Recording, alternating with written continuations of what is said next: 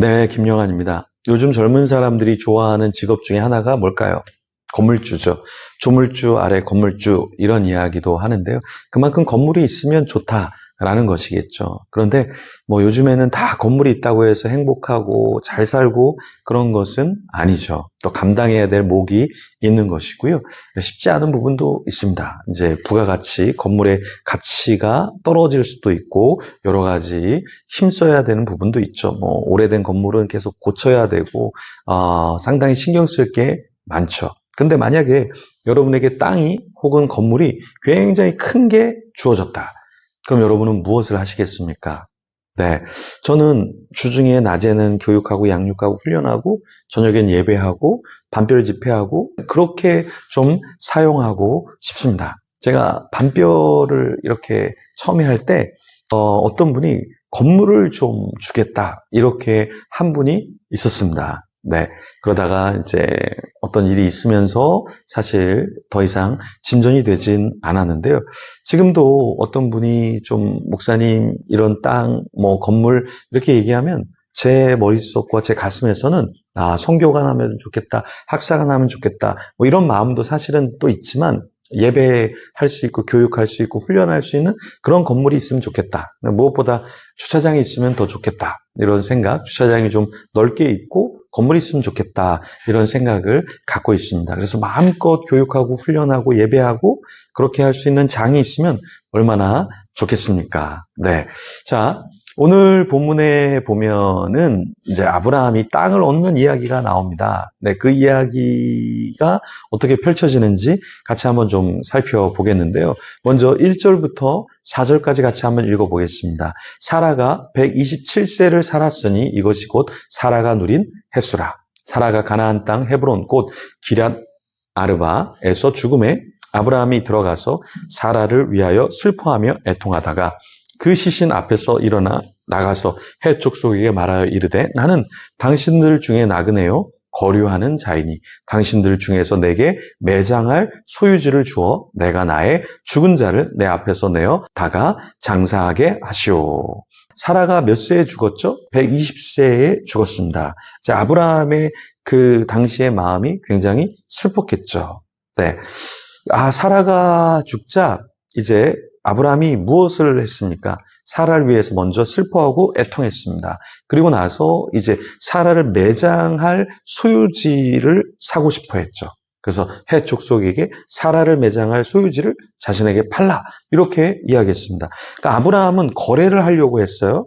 그런데 참 놀랍게 이 헷 족속이 사라를 매장할 소유지를 그냥 가져라 이렇게 이야기를 했습니다. 자, 고대 사람들에게 땅에 어떠한 사람을 묻는 것 필요했죠. 그래서 아브라함이 그냥 그 땅을 사려고 했습니다. 그런데 이 헷사람이라는 족속의 사람들이 아브라함을 굉장히 좋게 봤던 거죠. 그래서 아브라함에게 땅에 어떠한 값을 받지 않고 주겠다 이렇게 이야기를 했습니다.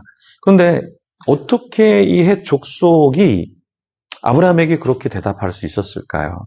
6절에 보면 내 주여 들으소서 당신은 우리 가운데 있는 하나님이 세우신 지도자이시니. 자, 여기 아주 멋진 말이 나오죠. 자신들이 보기에 아브라함은 사실은 나그네인데 자기 땅에 들어와서 살고 있는 이 아브라함을 보면서 하나님이 세우신 지도자다라는 이야기를 합니다. 그러니까 어떤 역사가 이루어지려면 사람들의 인정이 조금 필요해요. 그래서 저 지도자는 하나님이 세우신 사람이야. 저 리더는 하나님이 세우신 사람이야. 이러한 인정이 좀 필요하다라는 것이죠. 그리고 자신의 묘실 중에서 좋은 것을 택하여 당신의 죽은 자를 장사하소서. 그러니까 주는데 그냥 어떠한 부속진 곳, 조그만 곳을 주는 것이 아니라 그냥 당신이 묵고 싶은 곳에 그냥 갖고 싶은 땅을 가지세요. 이렇게 이야기했다라는 겁니다. 아브라함이 보통 인물이 아니라는 것을 아브라함 주위의 사람들뿐만 아니라 이 해쪽 속의 사람들도 이미 알고 있었다라는 것이죠. 그래서 리더십이라는 것은 나 리더야, 나 대단해 이렇게 이야기하지 않아도 저 사람은 대단해. 나그네였던 아브라함을 그 거류했던 거기에 토속의 사람들이 인정할 정도로 대단한 사람이었다라는 것이죠. 그래서 먼저 우리가 우리 자신의 역량을 좀 키우면 굉장히 좋겠죠. 그래서 제가 개척한 목사님이나 또 어떤 목회하는 분들에게 강조하는 게 좀 연구하고 묵상하고 설교를 잘 준비하고 좀 리더십을 갖추고 여러 가지 이렇게 좀 말씀을 드리는 이유가 사실은 인재가 되면 인재가 모입니다. 그런데 재앙제, 그래서 내가 재앙 같은 어떤 존재면 재앙 같은 인재가 몰려든다. 안 좋은 재앙을 갖고 있는 사람들이 몰려들게 되는 거죠. 그래서 우리 자신을 날마다 깎고 성숙시켜야 할 이유는 무엇이냐? 사람들이 알아보면 게임 끝난 것이다 라는 거예요. 그래서 이렇게 같이 말씀을 묵상하고 우리 함께하는 우리 지체들, 부족하고 연약하지만 우리 각자가 인정을 받으려고 노력하고, 저도 여러분에게 인정받는 지도자, 인정받는 목회자가 된다면 더 큰 놀라운 하나님의 역사를 경험할 줄 믿습니다. 아브라함은 헷 족속에게 어떻게 반응했습니까? 아브라함은 괜찮습니다. 필요 없습니다. 이렇게 말한 것이 아니라 아브라함은 자신을 위하여서 땅을 달라 이야기를 했죠. 그래서 그 소알의 아들 에브론에게 무엇을 이야기했냐면 막벨라 굴을 자신에게 달라, 이렇게 담대하게 이야기했습니다. 그러니까 때로는 우리가 하나님의 일을 할 때 충분한 대가를 주지 못하더라도 정말 사역을 위해서 필요하다면 기도하고 한 번은 이야기할 수 있으면 좋지 않을까.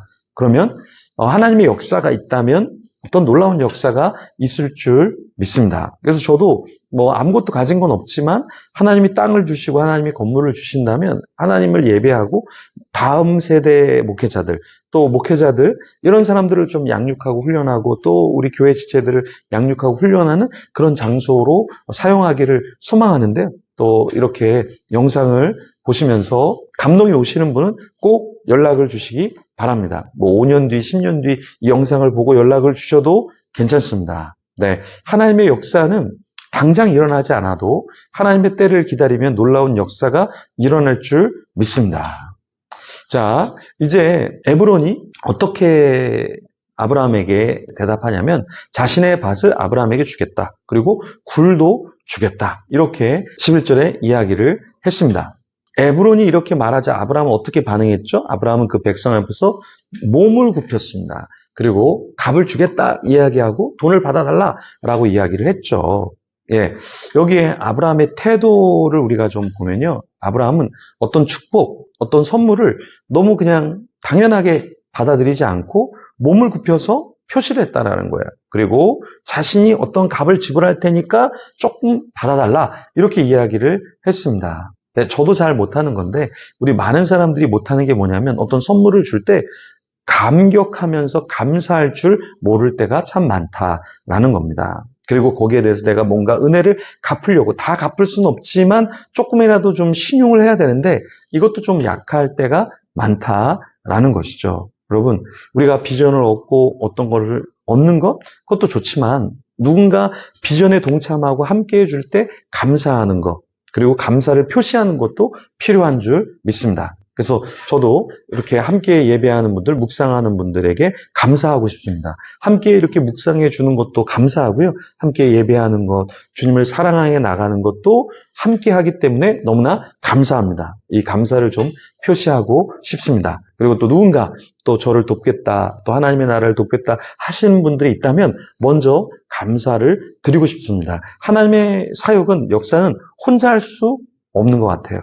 그래서 제가 연말에 연합사역을 위해서 사람들에게 어떤 재정적인 도움을 구하고 또 동역을 구하고 이런 때가 있는데요. 사실 함께 해주시면 너무나 감사하고 또 기도로 함께 동참해 주셔도 너무나 감사합니다. 왜냐하면 하나님의 나라는 혼자 다 이룰 수 없기 때문입니다. 여러분이 함께 예배를 섬겨주시고 여러분이 함께 교회를 지켜주시고 여러분이 잠깐이라도 저를 위해서 기도해 주시는 것 너무나 감사합니다. 이 시간에도 잠깐 우리 같이 기도할 때 저를 위해서 기도해 주시고 또 저는 여러분을 위해서 기도하고 함께 기도하면서 하나님의 나라를 온전히 세워가길 소망합니다. 또 오늘 만나는 사람과 동역하면서 함께 하나님 앞에 나아가서 하나님의 꿈을 이루어드리는 저와 여러분이 되기를 소망합니다. 우리 같이 한번 서로를 위해서 기도하며 주님 앞에 나아가겠습니다.